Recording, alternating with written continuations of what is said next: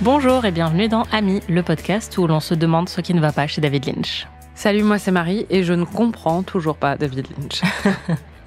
Et moi c'est Anaïs et le t-shirt Maroon 5 que je porte est un symbole de mon individualité et de ma foi en la liberté. Bien sûr.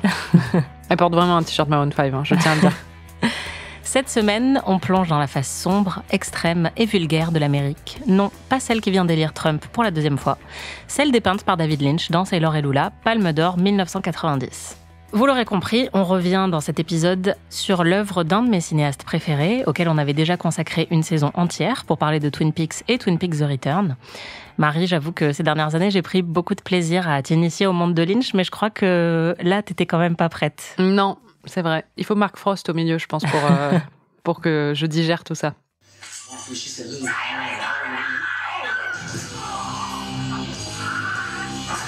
Je comprends déjà rien. Je pensais que j'avais été éduquée à David Lynch, ça y est, mais là, c'est rude. Absurde. Et un peu dérangeant. Ouais. Et après, je suis rentrée dans le truc et il y a plein de trucs drôles et tout, parce que... Oh là là. Calmez-vous. Mama told me he poured kerosene all over himself. J'en peux plus. Pourquoi? Parce que... Voilà. Très argumenté. Parce que... Honnêtement, c'était un peu toute l'expérience de visionnage, c'est-à-dire que d'habitude, on réagit toutes les deux beaucoup, mais là, t'étais souvent interloquée et t'as plus soupiré pendant le film que parlé. Il faut dire, pendant la première moitié, en plus, j'étais fatiguée, et après, j'ai fait une petite sieste au milieu, et après, ça allait mieux. Ouais, c'est la nouvelle tradition maintenant, Voilà, c'est la sieste de mi-parcours. C'est ça, c'est indispensable. Marie, pour les gens qui n'auraient jamais vu Sailor et Lula, est-ce que tu peux résumer le film en 30 secondes ? Alors, c'est Sailor et Lula c'est la fille et Sailor c'est le garçon. Bravo. Et c'est un peu des ploucs du sud des États-Unis, quoi. Enfin, ils sont habillés, lui, il a une veste en peau de serpent et elle est toujours habillée avec des jupes ultra moulantes. Ils sont beaux, ils sont jeunes, ils ont tout le temps envie de ken. Et la mère de Lula est pas du tout contente. Et à cause d'elle, Sailor se retrouve une première fois en prison et quand il sort de prison, ils partent sur la route avec Lula et du coup la mère elle est encore pas contente et du coup elle demande à des gens de tuer Sailor et voilà c'est l'histoire. Et après ils sont sur la route et ils rencontrent des cassos tout le long et elle est tout le temps en train de dire baby I'm horny et mama et c'est un peu gênant. Ça, c'est ce qu'elle dit dans ta tête, parce que je crois qu'elle dit pas tant que ça. I'm horny. Elle le dit au moins 4 fois. I'm horny. Tu l'as dit beaucoup pendant le visionnage, mais... Si, elle le dit au moins une fois. Ça, j'en suis sûre, parce que... Effectivement. Mais non, mais elle est tout le temps en chien. En fait, oui. C'est le principe de cette meuf, c'est toute la première moitié du film, elle est en chien, en fait. Bah, les deux. Ils sont très amoureux et très jeunes. Oui, d'accord. Ils sont, pour citer Damien 16, jeune et con. Oui, d'accord. Je l'avais oublié, lui. Comment tu décrirais ce film en 3 mots ? Vulgaire, fatigant et original. Merci. Voilà. T'as décidé de me rendre la monnaie de ma pièce, en fait, c'est ça. Pour tous les films que tu m'as montrés et que j'ai pas aimé, non, j'ai pas. En plus, j'ai pas dit. Enfin non, j'ai pas aimé clairement. Enfin, j'ai pas été fan. Je comprends pourquoi je m'étais arrêtée la dernière fois quand j'avais essayé de le regarder, mais j'ai pas détesté non plus. En fait, c'est Lynch, donc maintenant je comprends que c'est un parti pris et il faut go with the flow, tu vois. Non, mais c'est pas un film pour moi, très clairement. Alors après, je le trouve très beau, il est très bien mis en scène, évidemment. Enfin, il est esthétiquement très très beau, mais déjà, ils sont tout le temps en train de crier. Les accents du Sud, enfin, toi, je sais, t'adores True Blood, par exemple, et tout ça. Moi, True Blood, j'ai bien aimé, mais il y a quand même... c'est des esthétiques qui me fatiguent au bout d'un moment. J'ai envie de leur dire, calmez-vous. Moi, tu vois, j'aime bien l'esthétique intello-juif new-yorkais, quoi. C'est plus mon délire. Et là, c'est vraiment genre... ils sont tout le temps en train de crier, quoi. C'est Stella, mais version David Lynch, quoi. Oui, et puis non, c'est vrai, c'est le Sud, mais c'est pas que ça. Parce qu'il y a une influence Southern Gothic, mais là, c'est aussi revisité manière trash. Oui, c'est ça. Et c'est vrai que c'est un film qui est extrêmement poussif, volontairement. On l'a entendu, enfin là, juste les quelques extraits, en fait, que ce soit la musique, que ce soit les interprétations des acteurs, c'est très, très extrême. Donc, je comprends que ça soit un petit peu clivant, quoi. Ouais, et puis, il y a le truc que j'avais pas aimé, justement, au tout début de Twin Peaks, et puis après, où j'étais rentrée dans la vibe de Twin Peaks, et il y avait tellement de trucs que j'adorais dans la série que ça avait un peu compensé ça, et que j'avais fini par même apprécié cet aspect, c'est l'aspect très soap opéra, quoi. La mère avec les longs ongles qui regarde d'un air complètement paniqué l'écran. Le fait de surjouer aussi, alors que je sais très bien que, par exemple, Laura Dern, je l'ai vue jouer dans plein de films depuis. Je sais qu'elle ne surjoue pas. Je ne dis pas la même chose pour Nicolas Cage, parce que littéralement, dans tous les films, il le fait.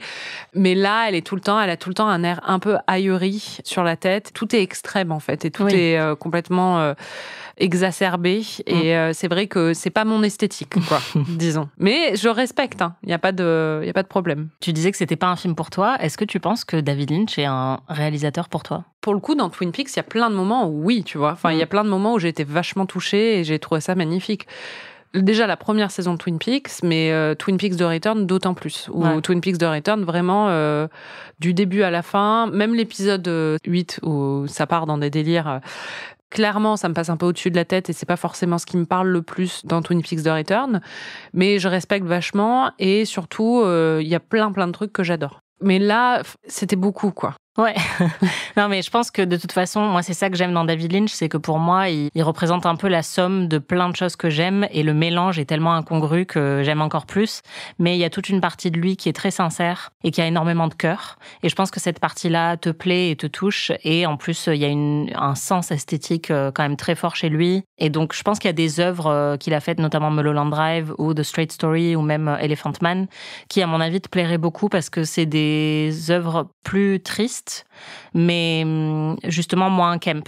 Et c'est vrai que moi, j'aime beaucoup ça et j'aime aussi beaucoup le côté extrémiste, absurde. Enfin voilà, on l'avait vu dans Twin Peaks The Return. Moi, un de mes moments préférés, c'est la meuf qui est bloquée en voiture et qui est en train de hurler pendant que sa nièce à côté se met à vomir dessus et il y a plein de gens qui klaxonnent autour. J'ai complètement oublié ça. Ouais, c'est une de mes scènes préférées. Please, we have to get home. She's sick. What? Oh God! Mais c'est un moment absurde et c'est pas un personnage qui est important dans la série, mais voilà, moi, ces espèces de petites vignettes-là, je les adore et ça me fait beaucoup rire. Et toi, je pense que t'es moins sensible à ce côté un peu, clairement. Un peu grossier, quoi. Clairement, le film ne dépeint pas un univers très raffiné. C'est le moins qu'on puisse dire. Ces personnages ne sont pas très raffinés, ces choix esthétiques ne sont pas très raffinés. Et il y a pas mal de choses qui collent pas du tout, on va dire, avec tes goûts dans la vie. Je pense que quand on a un film pour lequel on a 2 extraits qui s'intitulent Vomi 1 et Vomi 2. Ouais, non, déjà, c'est pas fait pour me plaire. Voilà, c'est pas un film pour Marie, quoi. Non. Oh non, ça je peux pas avoir. I barfed. Oh.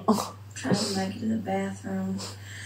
Turned out to be the wrong door anyways. Oh, c'est dégueulasse. I think all these drivings upset me, baby. Oh, ouais, c'est horrible. You could stay and rest here a couple of days. Oh, c'est vraiment dégueulasse.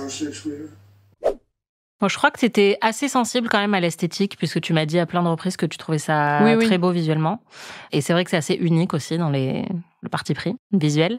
Par contre, l'intrigue, t'étais beaucoup moins convaincue. L'intrigue est pas très convaincante. Je sais pas, tu peux le reconnaître. En fait, la manière dont t'as résumé le film, par exemple, pour moi, c'est tout à fait ça. Et j'attends pas plus que ça d'un film. C'est-à-dire que si je devais résumer d'autres films dans le même style comme Bonnie and Clyde, c'est 2 amoureux en cavale qui tuent des gens. Enfin, il n'y a pas besoin de grand-chose de plus pour que ça fonctionne, du moment que les choix esthétiques au fil du film sont cohérents. Mais c'est pas juste les choix esthétiques pour moi, c'est aussi la façon dont chaque chose et chaque point de l'intrigue est amené. Et là, pour le coup, je trouve ça très abrupt. Après, c'est aussi une façon de nous désarçonner un peu. Et je pense que c'est voulu de la part de David Lynch. Mais clairement, le début, par exemple, l'enchaînement d'événements au début, avec la première scène qui s'ouvre, où c'est déjà sa scène où il commence à frapper un homme jusqu'à le tuer, quoi.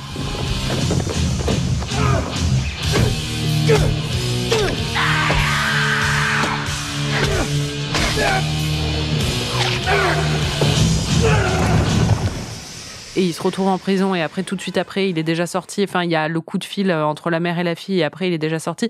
C'est très sec, en fait, dans la succession des événements. Il n'y a pas du tout de liant. Il n'y a pas du tout ce côté traditionnel qu'on peut avoir dans les films, de contextualisation, de choses comme ça. Il s'en préoccupe pas du tout. Ce que je respecte, mais je trouve pas que ça fonctionne des masses au niveau de l'intrigue, quoi. Enfin, ça m'a pas non plus trop convaincue. Je dirais que C'est un style très récurrent dans les films de Lynch. Il passe tout le temps du coq à l'âne. Et il y a énormément de ruptures de ton. Et d'ailleurs, c'était même un peu le cas dans Twin Peaks aussi, même si Twin Peaks reste plus conventionnel. Mais c'est vrai qu'il y a beaucoup de moments qui sont un peu sans transition. Oui, c'est ça. Et moi, j'aime beaucoup ça parce que du coup, je le vois comme un peu une collection de vignettes, comme je le disais. Et je pense que lui, de ce que j'ai lu, le voit un petit peu comme ça aussi parce qu'il fonctionne vraiment par association d'idées, en fait, quand il fait ses films. Et d'ailleurs, ses scripts sont souvent retapés énormément pendant le tournage. Enfin, il fait vraiment des trucs à l'instinct. Moi, le truc qui m'a toujours le moins séduit chez Lynch, c'est clairement ses intrigues policières et criminelles. Pourtant, il adore ça. Il y en a dans tous ses films.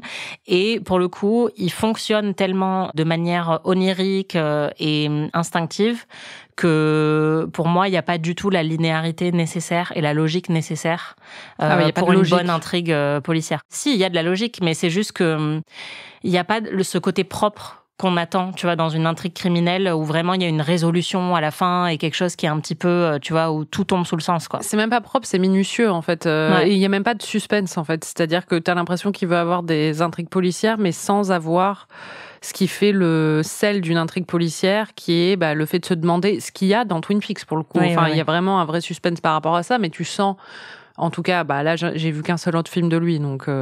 Enfin, en plus de Firewalk With Me. Là, tu sens quand même la patte de Mark Frost. Enfin, tu sens ce qu'il a vraiment contribué à l'histoire, quoi. C'est lui qui a rendu, j'imagine, cette intrigue fonctionnelle d'un point de vue criminel, quoi. Oui, clairement, je pense que les whodunit n'intéressent pas David Lynch. Et je pense qu'ils fonctionnent beaucoup plus par symbole que par intrigue. Et donc, c'est vrai que ces films sont pas particulièrement linéaires. C'est vrai aussi qu'il n'aime pas expliquer ses films, qu'il y a un aspect qui est avant tout sensoriel dans l'expérience de ces films. Et donc, moi, je les regarde comme ça. Et c'est vrai que souvent, je prête même pas attention à l'intrigue policière, mais en étant à côté de toi, forcément, en le regardant avec un regard un peu plus détaché, je me rends compte que oui, je sais pas pourquoi il a une telle lubie pour le monde du crime et de la mafia, sans s'intéresser forcément à une intrigue qui collerait d'un point de vue scénaristique. Ça, on peut le comprendre. C'est-à-dire qu'il s'en fiche du whodunit, mais il est fasciné par cet univers-là, parce que de toute façon, il est fasciné par tout ce qui est un peu pourri en général. Donc, oui. Et par tout ce qui est moralement gris, voire même plus sombre. Enfin, c'est ce qu'on voyait totalement dans Twin Peaks, et là, c'est hyper clair dans ce film. Oui. Il aime bien l'opposition entre la lumière et l'obscurité. C'est ça, le bien et puis il aime le bien mal. les freaks. Donc, il y a tout un truc où l'univers du crime et tout ça, c'est évidemment que ça va le fasciner. C'est pas en contradiction du tout avec... Oui, non, c'est pas surprenant, Ouais. mais c'est vrai que je pense que, ayant vu tous les films de David Lynch, je pense que dans quasiment tous ces films, il y a une intrigue criminelle, ou en tout cas un élément criminel, et je n'ai jamais compris ces éléments-là de ces films, et j'ai jamais cherché à les comprendre non plus, mais c'est vraiment pas ce qui m'intéresse. Pour moi, c'est plus des petites touches d'absurdité, parce que souvent, il a des très bons méchants, ce qui est le cas aussi dans ce film, des personnages un peu hauts en couleur, mais par contre, comprendre qu'est-ce qu'ils font et pourquoi ils le font ne m'a jamais intéressée. Ouais. Et je crois que ça n'intéresse pas trop non plus.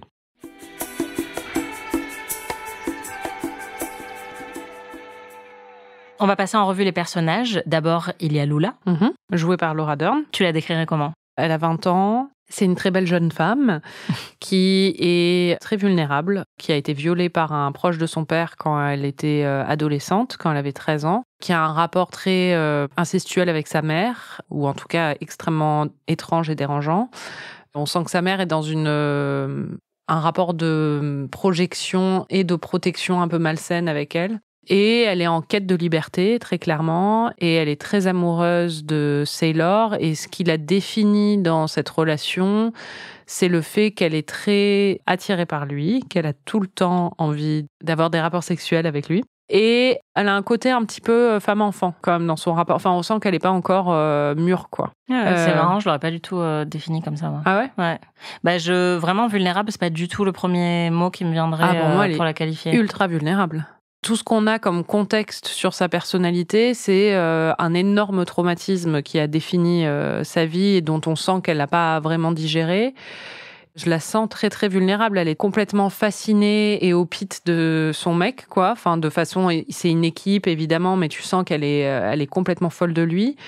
Et dans la scène où elle se fait à nouveau agresser, elle est stoïque parce que tu sens qu'elle est paniquée, quoi. Et il y a une vulnérabilité chez elle. Et en même temps, elle a un côté très sexuel parce que c'est une jeune femme qui est amoureuse et qui a des désirs ou des choses comme ça. Mais tu sens une grande vulnérabilité quand même. Moi, je vois vraiment le couple comme extrêmement égalitaire et c'est ça qui me plaît vachement dans leur relation. C'est qu'elle est extrêmement amoureuse de lui, mais j'ai l'impression qu'il est autant amoureux d'elle que l'inverse. Ah, ça, c'est sûr, oui, oui. Et moi, je la trouve au contraire très amusante parce qu'elle est extrêmement libérée, qu'elle tient tête à sa mère. Elle a beaucoup de confiance en elle sexuellement. Je la vois pas du tout comme une personne qui soit fragile, même si, évidemment, oui, on apprend assez tôt qu'elle a été violée quand elle avait 13 ans et que forcément, c'est un traumatisme. Mais je dirais pas non plus que c'est le truc le plus constitutif d'elle, tu vois, en sortant du film. Pour moi, c'est comme ça que le film l'écrit. En tout cas, t'as l'impression que c'est l'élément qui revient à répétition dans le film, où elle a des flashbacks qui lui reviennent de ce moment-là ou des choses comme ça. Tu comprends que c'est l'élément constitutif de sa relation actuelle avec sa mère aussi, ou un des éléments en tout cas. Enfin, pour moi, le film la définit vraiment par sa relation avec lui et ce traumatisme qu'elle a vécu quand elle avait 13 ans, quoi. Ce qui est intéressant, c'est que Laura Dern, à qui David Lynch a tout de suite pensé quand il a lu le livre, puisqu'en fait, Sailor et Lula est l'adaptation d'un livre, il a tout de suite pensé à Laura Dern en découvrant le personnage de Lula. Et elle a dit que très rapidement, elle avait imaginé que elle et Nicolas Cage incarnaient un seul et même personnage, que Sailor et Lula, c'était une entité. Et que en fait, elle dit qu'ils ont passé un accord avec Nicolas Cage pour, entre guillemets, se partager le personnage. Et que chacun avait une responsabilité d'une partie de ce personnage, mais que c'était vraiment un tout. Et je trouve ça assez beau. Et enfin, moi, c'est un truc que je ressens totalement en voyant le film, où c'est vrai qu'ils sont même souvent dans la manière dont ils sont cadrés, tu sais, sur le lit où ils sont enchevêtrés. Il y a vraiment cette idée que c'est une équipe. Et elle disait aussi que pour elle, c'était sa première opportunité en tant qu'actrice d'incarner un personnage qui soit très sexué et aussi un personnage qui ait autant confiance en elle. Et elle l'avait vraiment vu comme quelque chose d'émancipateur. Le rôle qu'elle avait joué avant, c'était dans Blue Velvet, où elle joue vraiment une gentille fille un petit peu naïve. Et là, c'est vrai que c'était un gros changement pour elle. Et moi, c'est marrant parce que j'ai l'impression d'y voir la jeunesse de beaucoup de rôles qu'elle a joués après qui sont hyper intenses, jusqu'à Big Little Lies ou Marriage Story, tu vois. Moi, pas trop. Enfin, en tout cas, c'est pas comme ça que je l'ai ressenti quand j'ai vu le film. Pour moi, sa confiance en elle sexuelle reflète pas une confiance en elle sur le reste, quoi. Je la trouve assez effacée quand même. Quand ils ont des interactions avec d'autres ou des trucs comme ça, c'est plus lui qui parle. En tout cas, dans mon souvenir, je l'ai vu hier soir, mais dans sa relation avec lui, il y a des échanges ou des choses comme ça, c'est égalitaire. Mais dans sa façon d'interagir avec le monde, à part ses rébellions avec sa mère, qui, quand tu les vois, sont presque... Enfin, c'est des rébellions presque adolescentes, en fait, la façon dont c'est présenté, ou enfin, en tout cas, je l'ai perçu. Du coup, je l'ai pas perçu comme un personnage très émancipé, justement. Et pour moi, une émancipation sexuelle, ça entraîne pas forcément une émancipation tout court, tu vois. Clairement, on est en désaccord, mais moi, quand je vois ce personnage, je la trouve pas du tout effacée, et au contraire, alors certes, il suffit pas de hurler tout le temps pour être quelqu'un qui s'affirme, mais moi, je la trouve assez inspirante et libérée d'une manière qui me plaît beaucoup. Ce que tu dis, il suffit pas de crier pour être émancipé, tout ça. Enfin, c'est un peu en miroir de notre conversation sur Nikita aussi. C'est-à-dire que, et je suis d'accord avec toi sur le côté femme-enfant de Nikita, mais pour moi, je retrouve le même truc un peu. Une espèce de violence ou de rébellion qui cache quelque chose de beaucoup plus fragile, quoi. Ouais. Après, je pense qu'elle a des fragilités et lui aussi, en vrai. Et je trouve que le film les montre assez bien, enfin, surtout dans la scène de fin où ils se séparent avant de se retrouver, où je trouve qu'ils sont tous les deux hyper beaux dedans. Bah, moi, ce que j'aime dans ce film, c'est que, par rapport à Nikita, en tout cas, c'est que j'ai l'impression de passer plus de moments seule avec elle et d'avoir plus accès à son intériorité, justement. Quand elle est toute seule dans le lit ou quand elle est face à Bobby Peru, qui est joué par Willem Dafoe, de plus ressentir ce qu'elle ressent et pas juste être en train de la regarder, tu vois. Et aussi, je pense que c'est vachement lié au fait que le personnage de Sailor la met énormément en avant et fait le plus de commentaires qu'il fait sur elle, c'est sur son intellect ou en tout cas sur son esprit et la manière dont son esprit fonctionne. Il est très dévoué à elle, comme on le voit à travers son regard à lui, mais qui est pas un regard que je trouve trop libidineux ou dominant. Bah, je trouve que c'est un regard très bienveillant et que je finis par adopter aussi, tu vois. Comment tu le décrirais, Sailor ? Déjà, je vais préfacer en disant que moi, Nicolas Cage, disons que son charme n'opère absolument pas sur moi. Et là, c'est un peu le proto-Nicolas Cage. Il n'y a pas plus Nicolas Cage que ce personnage, quoi. Ouais, mais pour moi, c'est le meilleur Nicolas Cage. Parce qu'il est plus edgy. Enfin, c'est un Nicolas Cage de cinéma d'auteur versus des versions de Nicolas Cage qu'on a vues dans des films qui. Ouais, après, t'as pas vu Moonstruck, où pour Ouais. moi, il est un peu dans ce délire-là aussi. Et c'est pareil. C'est un Nicolas Cage romantique, passionné, machin et tout. Et dans Moonstruck, un film que j'adore, ça me parle pas non plus des masses. C'est un peu un tocard. Il a tout le temps une veste en peau de serpent qui fait Bah du oui. bruit dès qu'il bouge. Et c'est le symbole de son individualité, Marie. Wow. Baby, I got a surprise for you. Hey, my snakeskin jacket. Thanks, baby. Did I ever tell you that this here jacket represents a symbol of my individuality and my belief in personal freedom? About 50,000 times. J'avoue que j'adore cette réplique et que la première fois que j'ai vu ce film, je pense que j'avais 18 ans, tu vois, et que j'étais un peu du genre à chercher à me démarquer aussi dans ma manière de m'habiller et ça a beaucoup résonné en moi, tu vois, Non, mais ce discours et cette réplique qui est très bien écrite. Je pense que les deux, en fait, sont des personnages qui sont très représentatifs d'une tranche d'âge dans laquelle on a tous été, tu vois ce que je veux dire ? Complètement. Et du coup, elle, dans son rapport à lui, dans son admiration, dans son envie de liberté et dans sa rébellion et tout ça. Sa naïveté aussi. Oui, un et peu, sa naïveté. Et ce que je veux dire aussi dans sa vulnérabilité, elle a quelque chose de très jeune, quoi. Ouais. Et lui, il a quelque chose de très jeune dans le côté poseur, avec sa veste en peau de serpent, dans le fait qu'il est très, très amoureux d'elle aussi. Et il est totalement investi dans cette relation, qui prend des décisions de merde à peu près les 3/4 du temps. Oui, avec cette espèce d'idée extrêmement écrasante pour beaucoup d'hommes et très macho, qui est qu'il a un devoir en fait, oui, c'est ça. Et que donc quand il apprend notamment qu'elle est enceinte, ça lui fait prendre de très mauvaises décisions parce qu'il se dit je dois être à la hauteur, tout ça, et ça le fait mal se comporter au final. Non, mais c'est ça en fait le truc quand je dis aussi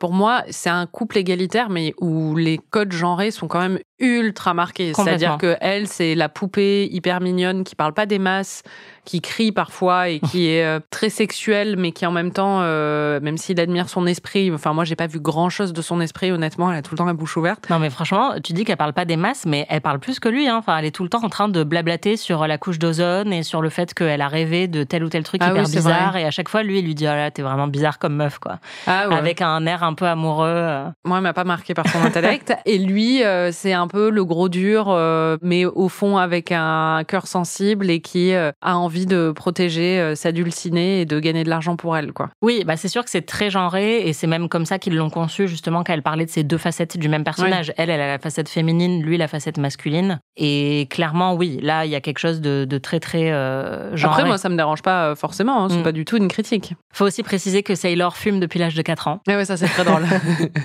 Et qu'il n'a pas eu beaucoup de parental guidance. Beaucoup d'accompagnement parental dans sa vie. Il dit, le juge, arrêtez pas de répéter ça au procès de mes parents. Oui, bah clairement, il est paumé. Mais les deux, en fait, c'est des esprits paumés. Enfin, c'est des vilains petits canards qui se sont trouvés aussi. Et moi, c'est ça que j'adore. Et d'ailleurs, au début du visionnage, je t'ai dit, c'est une histoire d'amour. Et tu m'as dit, bah, pour l'instant, c'est pas du tout une histoire d'amour. Mais c'est vrai que pour moi, c'est ça que j'aime dans ce film. C'est vraiment le côté deux amoureux envers et contre tout.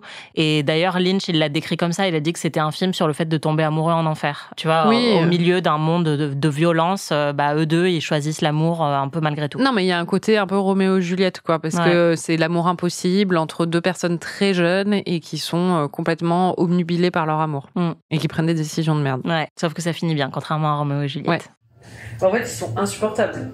Moi, j'ai envie qu'ils meurent tous les deux. C'est vrai ? Ouais. Moi, je les adore. Ouais, désolée. Bon, évidemment, il faut aussi savoir que quand Lynch a commencé à préparer le film avec Nicolas Cage et Laura Dern, il leur a tout de suite parlé de deux archétypes très chers à son cœur, Elvis Presley et Marilyn Monroe. Ah, of course. Et on le sent complètement dans le style des personnages. Bah, disons qu'il chante Elvis Presley. Oui, voilà. Donc, et dans le fait que Nicolas Cage fait 2 reprises d'Elvis à un moment, il a cette vision très archétypale et totalement en accord avec tout son cinéma, où c'est un peu les anges déchus de l'Amérique. Et une des plus grandes figures masculines américaines, une des plus grandes figures féminines américaines, et tout découle de ces deux personnes-là, quoi. Ce qui est marrant, c'est que maintenant que tu dis Marilyn Monroe, moi, parce que je suis une énorme fan de Marilyn Monroe, j'ai vu tous ses films, je l'adore. Et c'est vrai qu'elle avait tendance à dire, à sortir des commentaires beaucoup dans ses films du genre de ce que va dire Lula, par exemple, sur la couche d'ozone ou sur ses rêves ou des choses comme ça.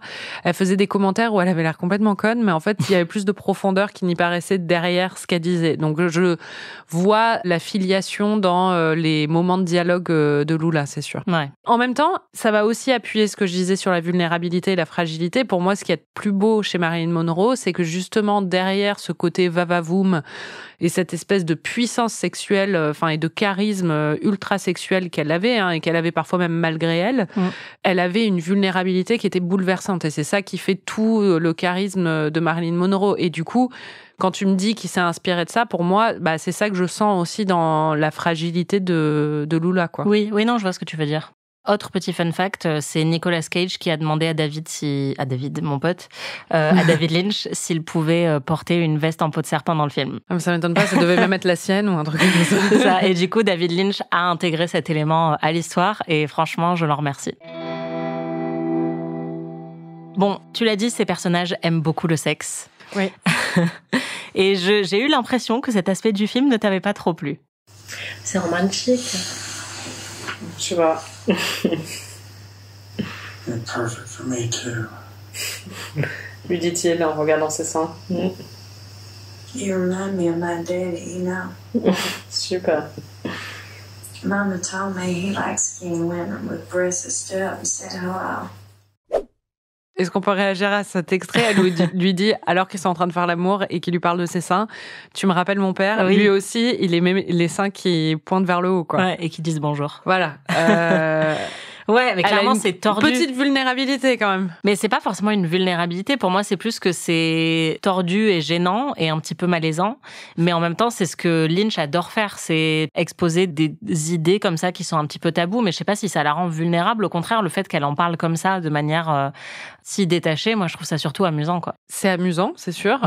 Pour moi, après, bon, là, je vais faire vraiment l'analyse, encore une fois, walkie walk.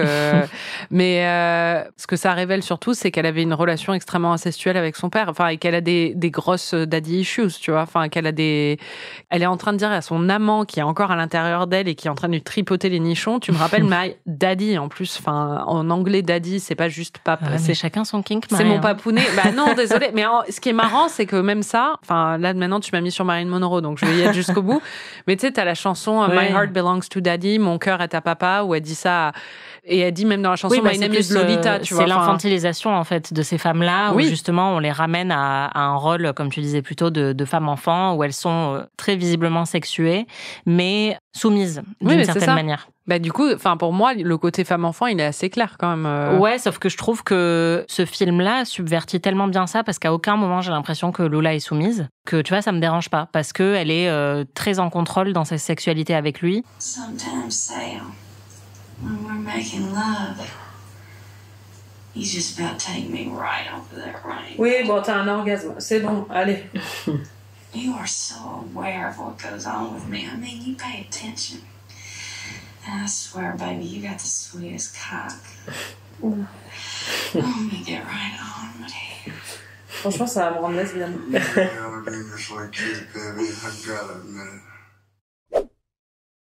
I won't suck you. Don't ask me to suck you. Poor baby, she don't know what she missed. What color hair she had? Jet black. But gentlemen prefer blondes. Anyway, dig this. She turns over, peels off them orange pants, spreads her legs real wide, and Oh là là! take a bite of peach. Jesus, honey. You more than sort of got what you come for. Uh-oh. Baby, you better run me back to the Oh hotel. là là là là. Oui, bon, on a compris, unique en fait. Je ne te savais pas si puritaine. Mais non, Tering. c'est pas une question. Pour le coup, leur espèce de dirty talk, là, enfin, c'est juste, personne n'a envie d'écouter ça. En fait, je suis désolée. Genre, ça veut pas dire que personne n'a envie de faire ça. C'est que t'as pas envie d'assister à ces scènes. Surtout, là, il y a rien de sexy dedans, en fait. Oui, non, clairement, c'est pas Non, pas mais sexy. c'est ça. Mais du coup, j'ai l'impression d'assister à genre deux vingtenaires qui sont en train de découvrir leur sexualité et qui sont en train de faire « Oh, j'adore ta bite ». Enfin, c'est juste, c'est pas... Non, mais Et au pour bout d'un moi, c'est moment, un peu j'ai comme compris. un épisode de striptease, tu vois. Ok, dit comme ça. C'est vrai, tu m'aurais présenté le film comme ça dès le début, j'aurais peut-être eu un point de vue un peu différent. Non, c'est surtout, c'est un peu répétitif. C'est-à-dire que je trouve, les 3/4 de la première moitié du film, c'est eux qui sont en train de se dire qu'ils ont envie de niquer ou qui niquent, quoi. Même si, en réalité, les scènes de sexe sont très très courtes. Oui, mais elles ponctuent régulièrement. Oui, c'est ça. Mais moi, je trouve que c'est totalement en accord avec le propos du film. Comme tu l'as dit, c'est deux jeunes qui sont totalement fous amoureux l'un de l'autre. Et c'est l'histoire d'une passion. Enfin, ça s'appelle Wild at Heart. Tu vois, il y a eu des images de feu toutes les 5 minutes. Oui, oui. C'est une histoire passionnelle. Et du coup, le sexe est extrêmement crucial dans leur relation à tous les deux. Moi, j'adore les voir parler de sexe. J'aime bien voir justement une parole aussi libérée entre eux. Enfin, je trouve que c'est assez, surtout pour un film de 1990, en fait, de voir deux jeunes amants qui parle de sexe comme ça en rigolant, le fait qu'elle est amusée quand elle lui parle de ses autres expériences, elle est pas jalouse ou en insécurité, elle dit juste ah génial, bah c'est pas ce qu'elle a raté si elle voulait pas te faire de fellation. Enfin, moi je trouve qu'il y a un côté tellement décomplexé et un petit peu vulgaire que je trouve ça très jouissif et honnêtement, je pense que c'est le côté vulgaire du film, enfin, et le côté vulgaire des personnages qui sont clairement trashy, qui fait qu'on peut avoir cette vision-là, alors qu'en fait, une histoire comme ça, de juste deux amants maudits qui font que coucher ensemble et vivre des moments érotiques, il y en a plein, y compris parmi tes films préférés, mais c'est juste que c'est des histoires qui sont beaucoup plus raffinées, qui travaillent beaucoup plus sur la suggestion, Oui, tu vois. c'est la clé. Mais du coup, moi, j'aime bien le fait que le parti pris de Lynch, c'est de dire, bah ouais, mais en même temps, c'est du cul. Et enfin, tu vois. Oui, d'accord. Mais en fait, par exemple, tu vois, dans les échanges qu'on a entendus là, alors peut-être que j'en ai oublié parce que je l'ai vu qu'une fois, c'était hier, mais je l'ai vu qu'une fois. Mais il y a un truc où il lui dit qu'il adore ses petits seins, tu vois. Mais sinon, elle lui dit qu'il a une super bite. Une super bite. Elle lui dit que vraiment, lui faire une fellation, c'est incroyable, qu'il lui fait des choses incroyables. Je trouve que aussi le discours sexuel entre eux n'est pas réciproque. C'est-à-dire qu'on sent son attirance, évidemment, il n'y a pas de... Mais tu sens quand même le point de vue de l'homme qui a écrit ça et qui écrit ce qu'il a un peu envie d'entendre quand même. Où il y a le côté, elle est tout le temps en train de lui dire qu'il est trop fort et que c'est vraiment le meilleur coup qui soit et qui lui fait vivre des trucs où littéralement elle va au-dessus de l'arc-en-ciel, quoi. C'est wow, wow, wow. Et que en plus, oh là là, mais lui faire une fellation, mais c'est le meilleur moment de sa vie. Tu sens qu'un homme a écrit ça, en fait. Elle est pas en train de dire j'adore te faire des fellations. Il est en train de raconter l'histoire d'une Non, autre meuf qui a évidemment. pas voulu lui en faire. Elle dit ah bah c'est pas ce qu'elle rate. Ça m'a fait rire, évidemment, c'est marrant. Mais en fait, je réponds plus au côté quand tu dis émancipateur, enfin, tu vois, de leur conversation ou le côté de voir cette espèce, oui, d'émancipation à travers la parole libre autour du sexe et tout ça. Ça reste une parole qui est très ciblée vers les hommes et qui est écrite par des hommes et pour des hommes. À aucun moment, je suis sensible à ce qu'ils sont en train de dire. Et je parle même pas en termes d'érotisme ou de choses comme ça. À aucun moment, ça évoque chez moi un truc qui est émancipateur ou intéressant ou tu vois ce que je veux dire ? Enfin, parce que pour moi, il y a quand même... je vois ce que tu veux dire, mais je pense que ça me dérange pas parce que... Enfin, là, j'ai l'impression que tu essayes d'appliquer des codes, justement, modernes à un truc qui a été fait il y a 25 ans, tu vois. Oui, si tu veux, mais... Non, mais on l'a fait plein de fois, oui, voilà, tu vois, c'est pas une tu critique, l'as fait pour mais... Jenner. Ouais, bien sûr. Mais du coup, moi, c'est vrai que c'est... Je pense que c'est parce que je les vois tellement comme une entité, tous les deux, que je dissocie pas, du coup, ce que elle fait et ce que lui, il fait, tu vois. Je les vois juste vraiment comme deux personnes qui s'aiment énormément et qui sont très clairement motivées par le sexe, mais d'une manière qui est assez pure et ludique. Pour moi, le truc d'appliquer les codes, je suis pas totalement d'accord parce que à la même époque, t'as Thelma et Louise, à la même époque, enfin, t'as quand même des films qui sont hyper émancipateurs pour les femmes, enfin, des discours de femmes qui sont émancipées ou qui parlent de sexe ou qui parlent d'émancipation.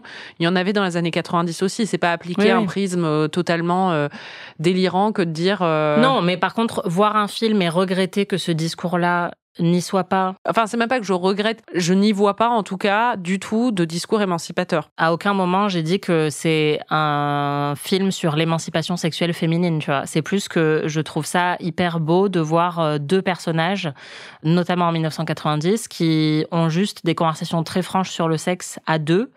Ce qui est un truc que, honnêtement, même encore aujourd'hui, je vois pas non plus partout dans la pop culture, et je vois aussi plein de gens dans la vraie vie qui n'osent pas avoir ce genre de conversation avec leur mec, tu vois. Oui, non, ça c'est sûr. Et je trouve du coup ça assez chouette. Après, c'est sûr que c'est pas un film qui brise le plafond de verre ou quelque chose comme ça, non. mais je trouve ça juste assez beau. En fait, le discours libéré sur la sexualité de manière générale, pas féminine, me plaît beaucoup. Et puis, j'ai eu l'impression que même si t'étais assez agacée par les scènes de sexe au début, que t'as fini par te prendre au jeu, parce que le fait qu'elle ait tout le temps envie, t'amusait beaucoup. Oui, c'est rigolo. Et puis c'est Lynch, au bout d'un moment, il faut juste accepter. Exactement. I'm so horny.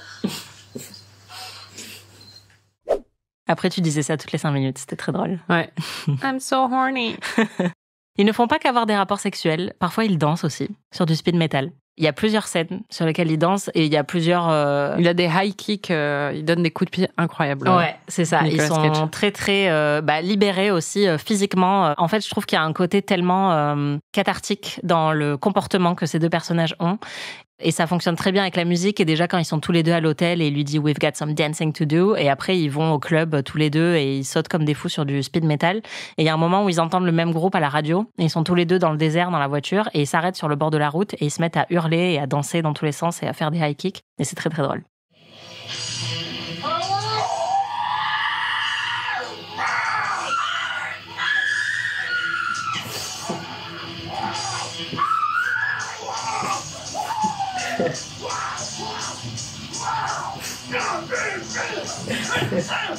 Franchement, ils sont géniaux. Ouais. Ça fait partie de mes scènes préférées, les scènes musicales, et il y en a une autre qui est, je pense, peut-être la plus culte du film, où Sailor chante une chanson d'Elvis Presley dans le club, où ils viennent d'entendre justement un morceau de métal de Power Mad, et juste après, il leur prend le micro, et il leur dit « Vous la connaissez celle-là ?» Et il se met à chanter en mode crooner.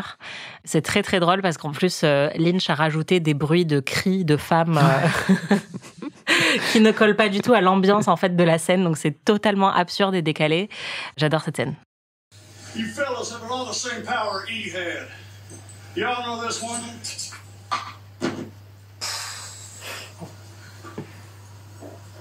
To treat me like a fool. Mais quel tout là.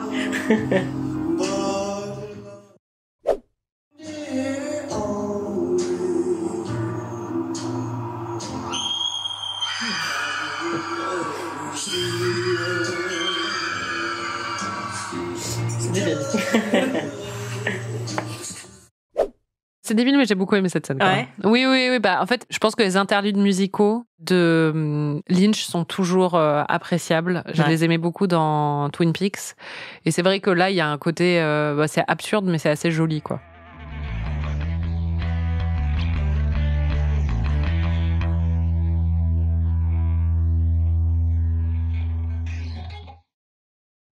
Il faut qu'on parle un petit peu de la mère de Lula, qui est incarnée par Diane Ladd, qui est la vraie mère de Laura Dern, et qui est jouée aussi la mère de Laura Dern dans Enlightened, la série. Comment tu décrirais ce personnage ? Ouais, c'est une folle.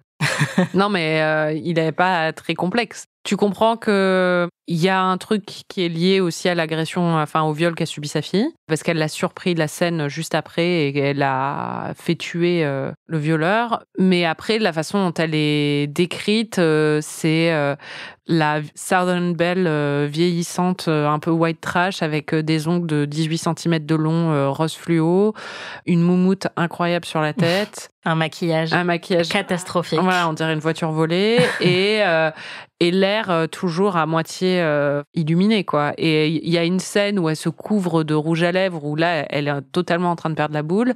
Elle est aussi très manipulatrice. En fait, ce film, il m'a fait voir aussi des trucs différents de Twin Peaks, où je me disais, en fait, quand je regarde les personnages féminins que j'ai vus chez David Lynch, Elles sont souvent soit manipulatrices, soit très innocentes, ou soit un mélange des deux, quoi. Et il y a un côté un petit peu... tu sens que ça le fascine aussi, mais du coup, là, je le trouvais un peu... la mère, c'est une folle manipulatrice, quoi. Ouais, complètement. Et c'est littéralement une sorcière, en fait. C'est ce qui Exactement, c'est la Wicked Witch. Non, mais de toute façon, on l'avait déjà vu effectivement sur Twin Peaks. David Lynch a une vision très archétypale des femmes, je pense, dans la vie, qui se reflète totalement dans ses œuvres. Et ça crée des personnages féminins qui sont souvent fascinants parce qu'il sait quand même très bien s'entourer de super belles actrices et leur donner des rôles qui sont très intenses et très beaux et très émouvants. Mais oui, il a totalement une vision des femmes qui est maman, putain, ange, démon, ouais. En gros, toutes les femmes de ce film, tu peux les résumer sur le fait qu'elles sont folles et ont envie de niquer, quoi. Relatable. Elle rappelle un peu Nadine dans son côté starbé, mais elle rappelle surtout, moi, elle m'a beaucoup rappelé Catherine, dans son côté un peu ancienne beauté vieillissante qui essaie de manipuler tous les hommes qui l'entourent, quoi. Ouais, sauf que elle est beaucoup moins dans le contrôle que Catherine. Ah oui, non, mais bien sûr. Elle est complètement dépassée par... en fait, Catherine, elle est saine d'esprit. Ouais. Alors qu'elle, elle est complètement starbée. Mais ce qui est intéressant quand même chez Lynch, dans ce que j'ai vu pour l'instant, c'est qu'il y a des femmes très belles, très jeunes. Et quand elles sont un peu plus vieilles, elles perdent toute leur innocence et elles deviennent presque menaçantes, quoi. Oui, et elles sont souvent ridicules. Ça va souvent être des harpies. Certaines des plus intéressantes qu'on a vues récemment, c'est justement dans Twin Peaks The Return, à la fois le personnage de Diane et le personnage de la femme de Dougie, qui est incarnée par Naomi Watts. Et c'est vrai que Laura Dern, qui est une des muses de Lynch, qui l'a beaucoup accompagnée dans sa filmographie, elle a joué dans son dernier film qu'il a fait pour le cinéma, qui était Inland Empire. Et moi, je trouve que c'est un rôle absolument magnifique qu'elle a dans ce film. Et pour le coup, elle était déjà un peu plus âgée.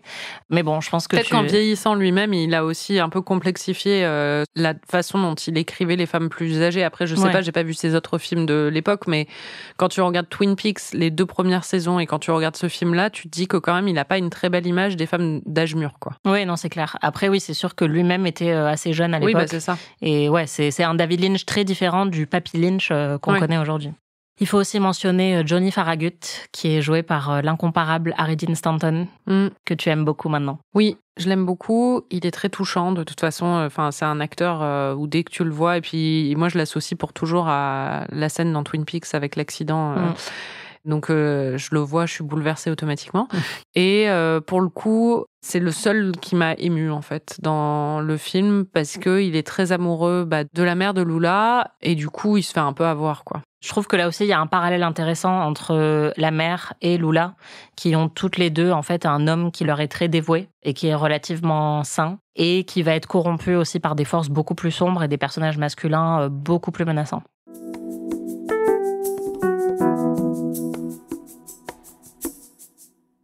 Il y a aussi beaucoup de beau monde dans ce film, et pour certains, c'était leur première apparition ou parmi leurs premières apparitions au cinéma. Déjà, il y a Isabella Rossellini qui joue Perdita Durango.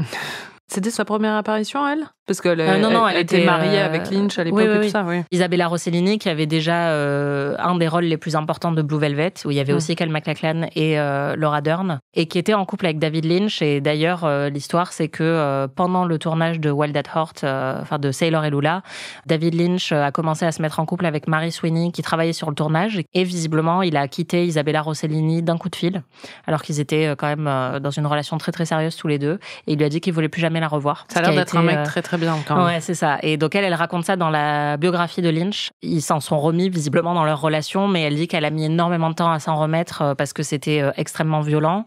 Et lui, visiblement, aurait dit que c'était parce que c'était très difficile d'être le petit ami de Isabella Rossellini. Oh oui, oh là là, qu'est-ce que ça doit être dur. Être le petit ami d'une des femmes les plus belles du monde, et en plus la fille de Rossellini, donc et de Bergman. Mais enfin, ce que je veux dire, c'est que je pense qu'il était un peu écrasé par sa célébrité et sa beauté, quoi. Oui, mais c'est trop dur, vraiment. Comme oui, le pauvre. Il y a aussi Grace Zabriskie qui joue la mère de Perdita, Juana Durango. Ah, c'est sa mère ? Ouais. Ah, je pensais que c'était sa sœur. T'as pas remarqué qu'elles ont exactement le même look, en fait. Ouais, oui, ça oui, avec les sourcils et tout ça, mais je pensais que c'était sa sœur. D'ailleurs, le personnage donc de Perdita de Isabella Rossellini est inspiré par Frida Kahlo et par une conversation que Isabella Rossellini a eue avec David Lynch quand ils étaient en couple des années plus tôt. Ils sont allés dans une librairie, elle a vu un livre sur Frida Kahlo, elle a dit waouh, quelle femme incroyable avec ses sourcils, j'aimerais bien un jour que tu écrives un personnage qui lui ressemble, et du coup ce personnage vient de là. Et Grace Zabriskie qui était la mère de Laura Palmer. Tout à fait, qui elle aussi est habituée au rôle de personnes très équilibrées. Exactement. On a plein d'acteurs de Twin Peaks en fait qui sont dans Sailor et Lula. Il y a aussi Sherilyn Fenn qui jouait Audrey Horne. Oui, elle n'est pas là longtemps, mais elle est très jolie comme d'habitude. Elle est tellement belle et elle se gratte le cerveau. Oui, c'est horrible. C'est horrible. Elle est victime d'un accident de la route et en fait quand il la voit, elle est ensanglantée et elle a le cerveau à vif. Tu m'as beaucoup fait rire pendant cette scène parce que c'est un moment qui est totalement sorti de l'intrigue, mais ils sont sur la route, ils croisent ce personnage qui vient d'avoir un accident de voiture et ils la suivent un peu tous les deux pour essayer de lui dire de s'arrêter et de leur raconter ce qui s'est passé, et la manière dont t'as réagi était très drôle. Elle a l'air assez en forme. C'est pas un poulet en fait.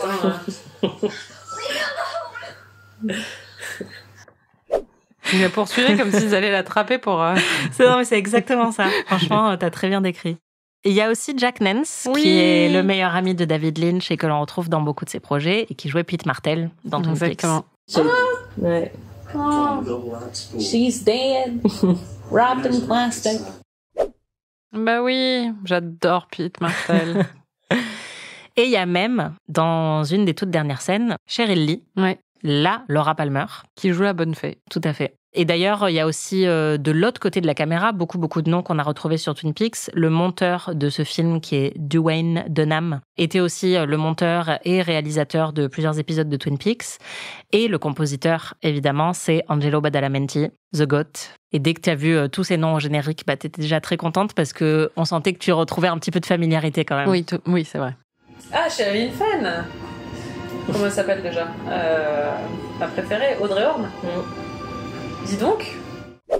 Ah, Angelo Badalamenti. Ah, je connais tous ces gens.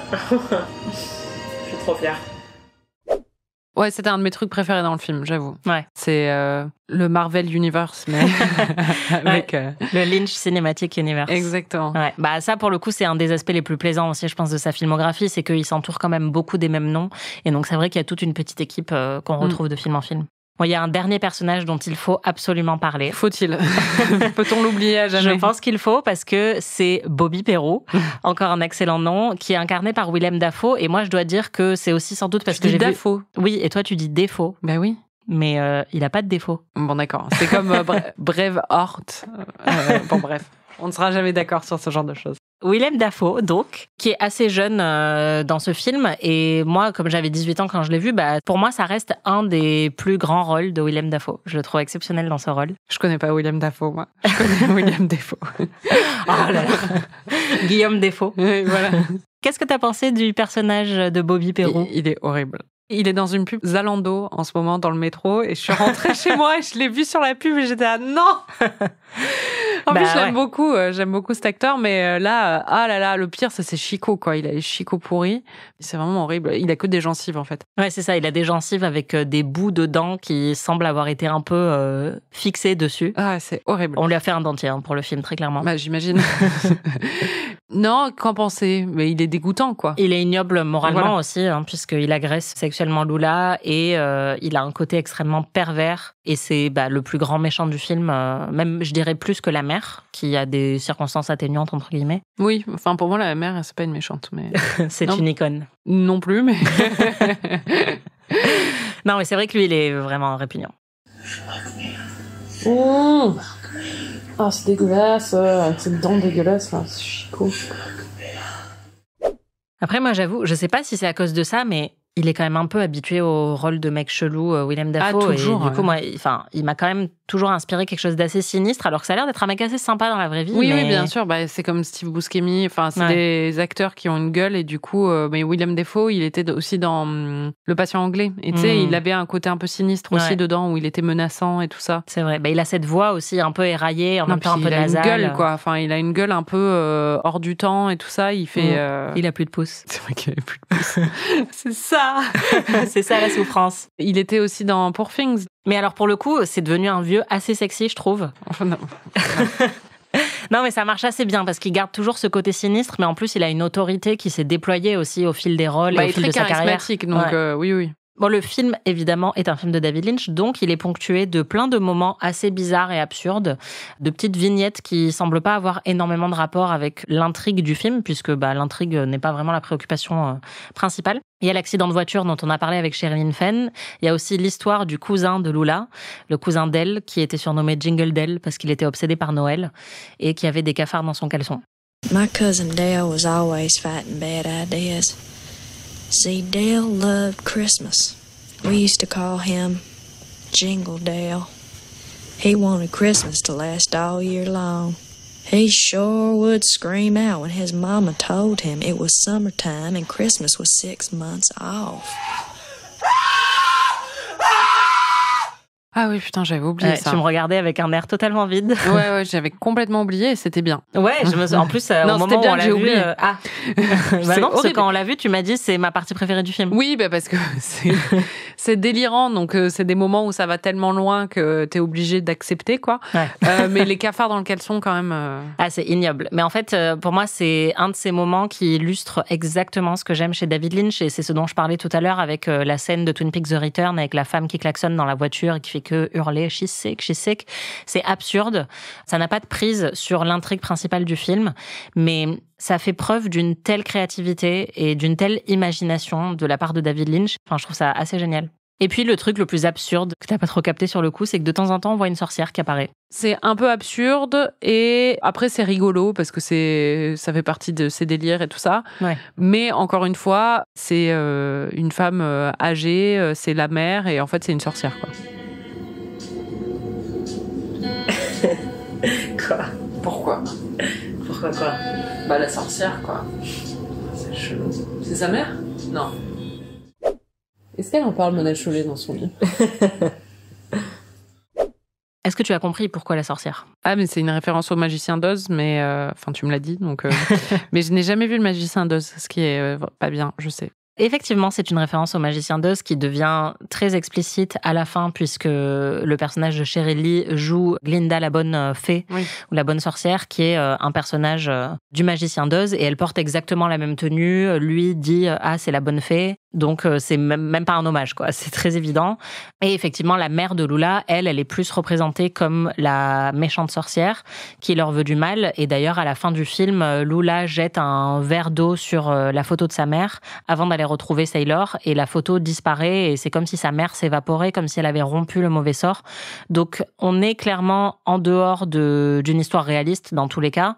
Le film a un aspect de fable, en fait, dès le début. On n'est pas du tout dans des codes réalistes, mais là, c'est vrai que c'est l'élément qui vient le plus entériner ça. Et effectivement, c'est quelque chose que David Lynch a voulu ramener dans l'histoire et dans cette adaptation du livre, parce qu'il adore le Magicien d'Oz. Et en fait, on retrouve des références au Magicien d'Oz dans beaucoup de sa filmographie. D'ailleurs, tu t'en souviens peut-être pas, mais dans Twin Peaks et Twin Peaks The Return, il y a un personnage qui s'appelle Jodie. Comme Judy Garland. Exactement. En gros, Lynch a dit qu'il voulait faire une histoire d'amour dans un monde moderne et violent et que quand il a fait les premiers tests de visionnage en public du film, selon lui, le film était extrêmement déprimant et dépourvu de toute joie. Et donc, on lui a dit qu'il fallait peut-être un happy ending. Et lui, il aimait pas du tout la fin du livre dans laquelle Sailor et Lula se séparent. Et il a voulu ajouter une fin beaucoup plus heureuse. Et donc, il a ramené le Magicien d'Oz dans tout ça. On a aussi, en plus, la filiation avec Elvis Presley, avec Marilyn Monroe. Donc, c'est son film le plus pop et le plus ouvertement référentiel à plein d'autres monuments de la pop culture. D'ailleurs, à plein de moments, Sailor et Lula parlent de la route sur laquelle ils sont comme de la Yellow Brick Road. Elle dit aussi You Take Me Over the Rainbow. Donc, il y a vraiment beaucoup de références explicites au Magicien d'Oz. Et d'ailleurs, après la scène où elle est agressée par Bobby Peru, on voit aussi qu'elle a des souliers rouges. Et ça aussi, c'est un des symboles les plus importants du Magicien d'Oz. Et c'est les souliers rouges qui sont censés protéger Dorothy dans le Magicien d'Oz. Donc là aussi, je trouve ça assez beau, le fait qu'il ait donné des chaussures rouges au personnage de Lula.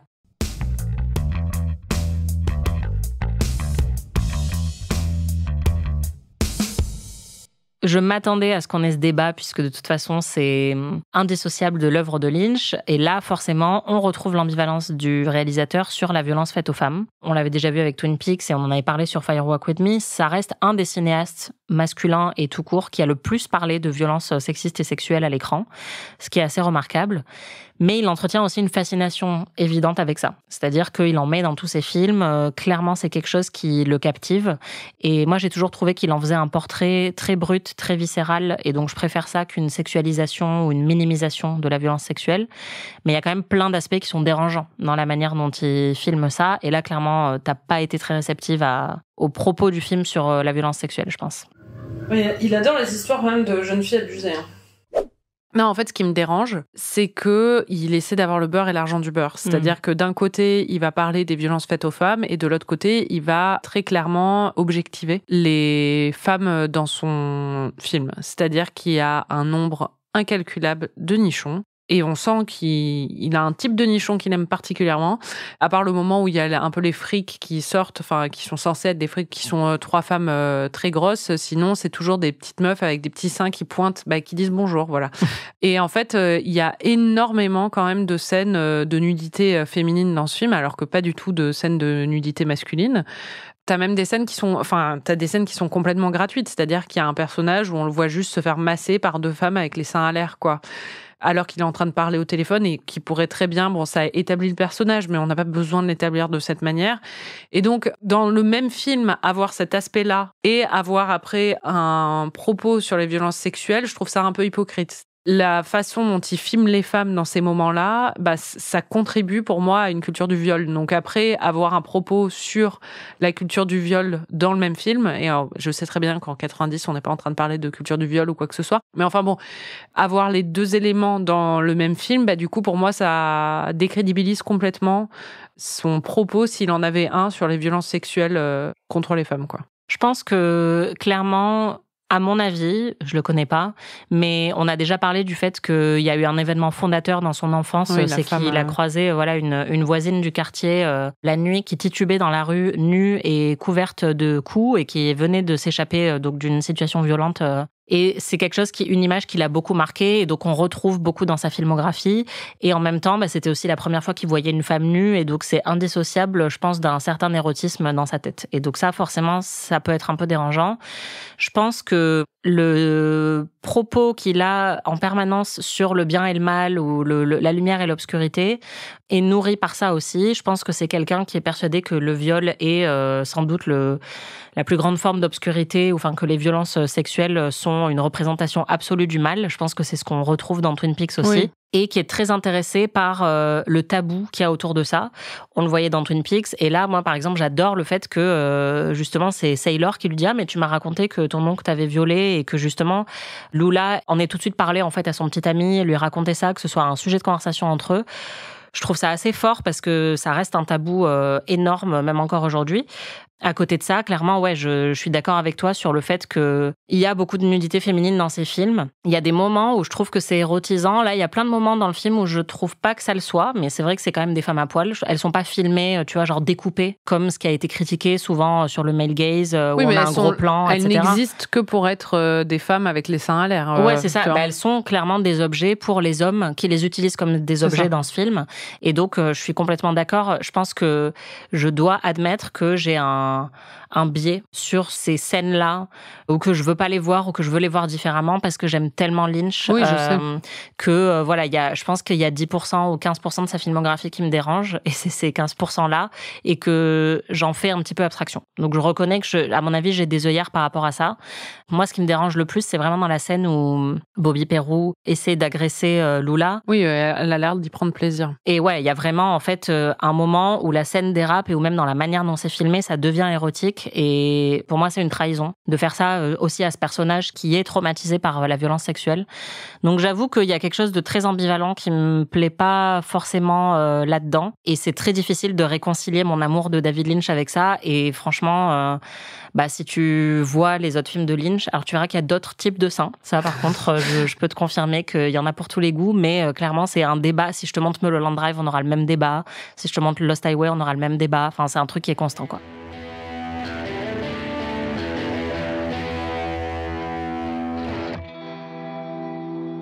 Est-ce que tu as trouvé ce film drôle ? Oui, c'est toujours marrant, David Lynch. Ouais. C'est absurde, donc c'est drôle, quoi. Ouais. Et d'ailleurs, je me dis que peut-être il y a des scènes, à mon avis, si tu les revoyais, tu les trouverais encore plus drôles. C'est comme pour Twin Peaks, où c'est aussi l'usure qui fait que... Enfin, c'est pas juste l'usure aussi, c'est de savoir à quoi t'attendre. Du coup, t'as moins la surprise du début et tu peux plus t'attarder sur l'absurdité du tout. Ouais, complètement. Est-ce que tu as trouvé ce film romantique ? Absolument pas. Ah, mais vraiment, vraiment pas. Je vois ce qu'on peut y trouver de romantique, mais alors vraiment, ça m'a pas parlé du tout à ce niveau-là. Pour toi, c'est pas un bon couple de cinéma ? C'est un bon couple de cinéma, si. Mais je pense pas que ce soit romantique. Pourquoi ? En fait, je pense qu'il y a ça aussi, ce genre de récit un peu d'amant maudit dans la passion. Et c'est pas des modèles qui m'ont beaucoup ému, tu vois. Par exemple, Roméo et Juliette, j'ai jamais eu un grand rapport à ça ou des choses comme ça. C'est pas ces histoires-là qui m'émeuvent. Donc, moi, je trouve pas ça particulièrement romantique. J'ai envie de leur dire qu'il faut qu'ils se calment, quoi. Moi, les trucs qui m'émeuvent, c'est vraiment In the Mood for Love ou Bright Star. C'est des amours qui sont pas consommés, justement, ou c'est des choses comme ça. Ça, je trouve ça, pour moi, ça, c'est l'incarnation du romantisme pur, quoi. Là, j'ai l'impression qu'ils sont aveuglés par leur envie de Ken en permanence et qu'ils sont tous les deux... Après, ils sont faits l'un pour l'autre. Et puis c'est vrai, ils sont aveuglés, je pense, par leur désir, mais c'est marrant parce que pour moi, les exemples que tu cites, c'est aussi des histoires d'amour maudit et la seule différence, c'est qu'effectivement, c'est pas consommé dans In the Mood for Love ou dans Bright Star. Et du coup, c'est ça que je trouve intéressant, c'est que là, bon, certes, c'est consommé, mais il y a aussi le fait que c'est explicite, que c'est graphique et que c'est deux personnages qui appartiennent à une catégorie socio-politique, je pense, différente de ce qu'on voit souvent dans les récits les plus romantiques. Et moi, c'est ça que j'aime bien, c'est qu'il y a un côté très punk de dire pourquoi, en fait, des personnages cons et vulgaires n'auraient pas droit à leur grande histoire d'amour aussi, tu vois. Mais du coup, voilà, c'est une esthétique totalement différente. Des personnages cons et vulgaires qui m'ont ému dans des films. Si ça me revient, je le mentionnerai. Prochain épisode. Qu'est-ce que tu penses de la fin ? Oui, why not ? Moi, j'adore cette fin. Sailor fait encore une connerie et il prend 6 ans de prison.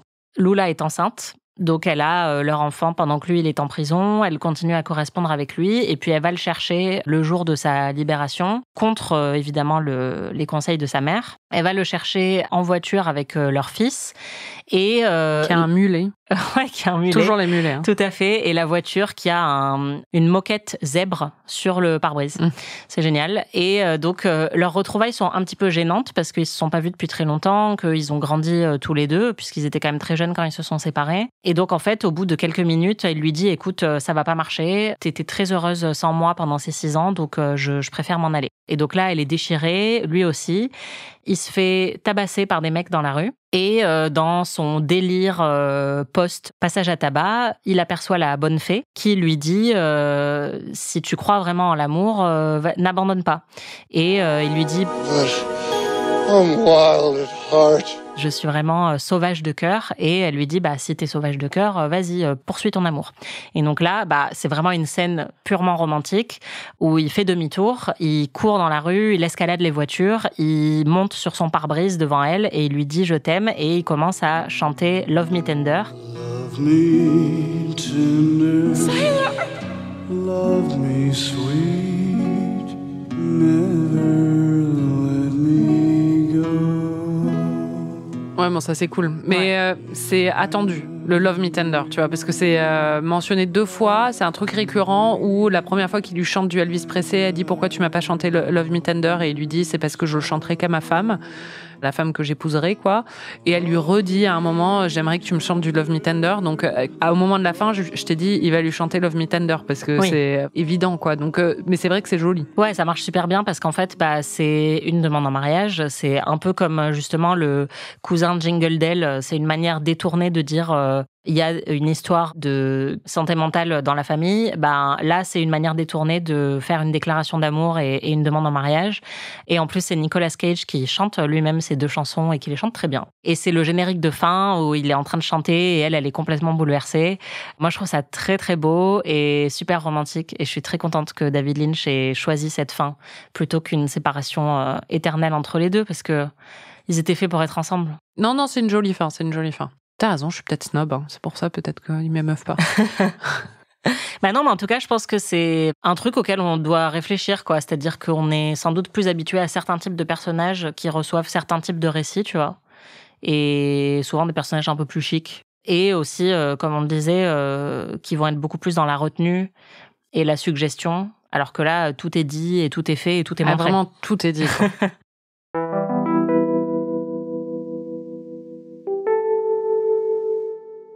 Le film a eu la Palme d'Or. Mm. Est-ce que tu comprends pourquoi? Oui et non. non, si, oui, parce que déjà, je pense que c'est un peu un ovni et que les Palmes d'Or, elles aiment bien aussi récompenser, en tout cas certaines années, des films qui sont totalement et spectaculairement uniques. Et c'est vraiment un film qui est ça, quoi. Et puis c'est un film d'auteur. C'est un miracle qu'un film comme ça existe à Hollywood. Je comprends totalement pourquoi ça a fonctionné. Et puis il y a un côté un peu choc. En plus, en général, les cinéphiles français, les cinéphiles internationaux adorent les trucs de white trash américains parce que ça correspond totalement à leur image et à leur idée des États-Unis. Ouais, c'est vrai. Donc, je pense qu'il y a tout un combo de plein de trucs où c'est très original et c'est très beau et ça te plonge dans un univers complètement différent. Donc oui, je vois très bien pourquoi ça a eu la Palme d'Or. La critique française a effectivement beaucoup aimé à Cannes, plus que les Américains. Oui, ça m'étonne pas. Ouais, c'est pas très surprenant. Mais oui, c'est un film qui est totalement unique et qui est assez précurseur aussi sur pas mal de choses, et notamment sur la représentation de la violence au cinéma. En tout cas, il est souvent crédité aujourd'hui comme un des films qui a poussé le curseur un peu plus loin que ce qui était fait à l'époque. Évidemment, il y avait des films violents bien avant Sailor et Lula, mais on est quand même 2 ans avant Reservoir Dogs et l'arrivée de Tarantino qui a redéfini la violence au cinéma. Mais là, c'était extrêmement choquant pour le public. Ce qui se passe dans Sailor et Lula, d'ailleurs, quand t'as vu 18+, au début, t'étais surprise. 18+, mais qu'est-ce qui va se passer? Ils ont énormément atténué la portée violente du film. Ils ont coupé pas mal de scènes qui posaient vraiment beaucoup trop de problèmes au public pendant les séances de test, justement, où il y avait des centaines de personnes qui quittaient la salle, notamment quand Johnny Farragut est torturé et où il y a les autres personnages qui se roulent des pelles alors qu'ils sont couverts de sang. Et en fait, dans la scène qui a été coupée, ils piétinaient son cou ou je sais pas quoi, ils lui faisaient exploser la tête et après ils dansaient sur son cadavre et après ils s'embrassaient et ça a fait fuir tout le monde. Donc David Lynch a dû accepter que malheureusement, Merde. voilà, cette scène ne serait pas dans le film. Le pauvre, c'est un peu comme dater Isabella Rossellini, c'est vraiment dur. C'est ça. Mais il a dit que voilà, il avait dû s'en séparer, mais que c'était aussi ça, Sailor et Lula. C'était really insane and sick and twisted stuff going on. Donc il était un peu triste. Le sexe aussi était beaucoup plus explicite dans les premières versions que ce que tu as vu. Et il y a notamment, moi je trouve ça très dommage, il y a notamment une scène où Lula s'assoit sur le visage de Sailor et lui dit goûte un peu à Lula. Ah bah ça c'est bien, tu vois. Ouais. Mais ça en dit long aussi, c'est-à-dire qu'ils ont décidé de couper cette scène-là qui était considérée comme plus explicite, tu vois, que les autres. Bon, c'est vrai que c'est assez explicite. Et il y a une autre scène où elle a un orgasme juste en racontant à Sailor un de ses rêves dans lequel elle était éviscérée par un animal sauvage. Aïe, aïe, aïe. Voilà, donc ils ont coupé ces scènes-là. Le film n'a pas du tout fait l'unanimité à Cannes, même si les critiques français étaient plutôt partants.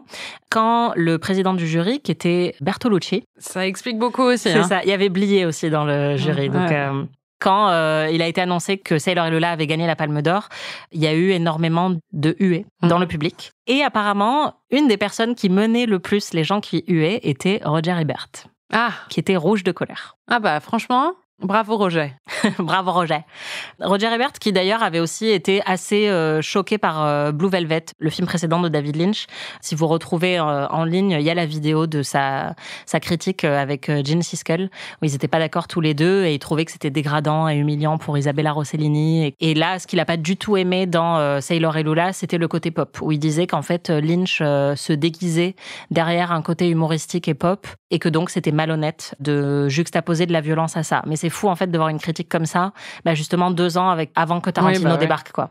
Il y a eu une critique à l'époque que je trouve très intéressante parce que c'était dans Sight and Sound, le journaliste dit que le plus gros problème, c'est sans doute que Lynch est au fond plus intéressé par l'iconographie que par les personnages.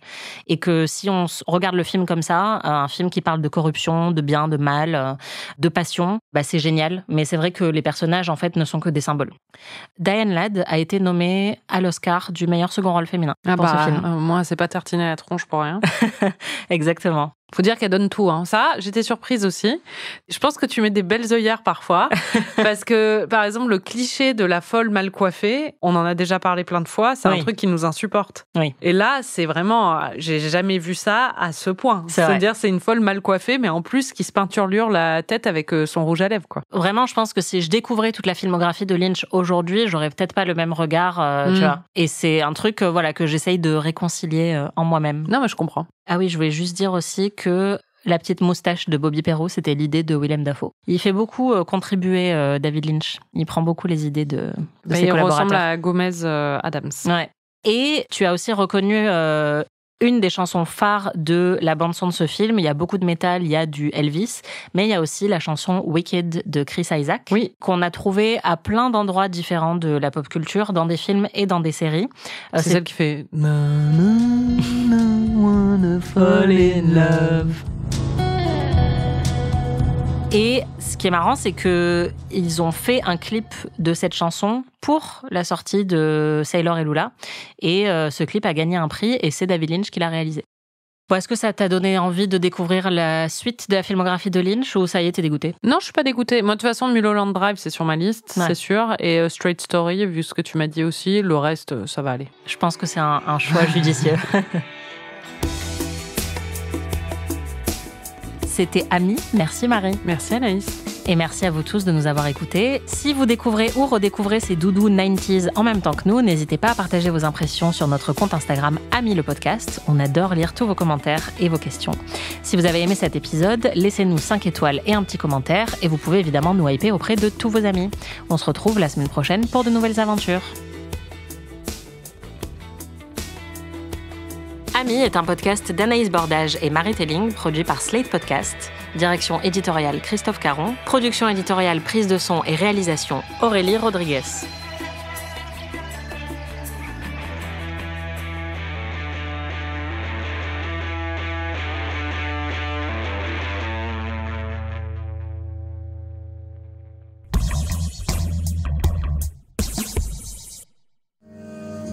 Ce qui était bien avec les épisodes de Twin Peaks aussi, c'est qu'ils duraient 45 minutes, tu vois. T'avais des petites doses comme ça, c'était pas mal. That's not my sweet daddy died. Ah, sweet daddy. T'as la pauvre meuf quand même. Ouais, elle a une mère folle, un père qui a été brûlé vif, un copain demeuré. Demeuré mais dévoué. Voilà. Lui, il a pas pris la conjugaison. Thelma et Louise, elles sont sur un chemin un peu similaire et elles rencontrent pas tous ces blaireaux. C'est vrai. Elle les bute. Il est où Brad Pitt en Marcel? C'est le festival des vestes de Jackie, quand même. It ain't so funny now, though. Qu'est-ce qui va pas chez lui, franchement? Ah, il a un gros paquet de casse. C'est aussi pour ça qu'on l'aime. C'est exactement pour ça qu'on l'aime. Ouais.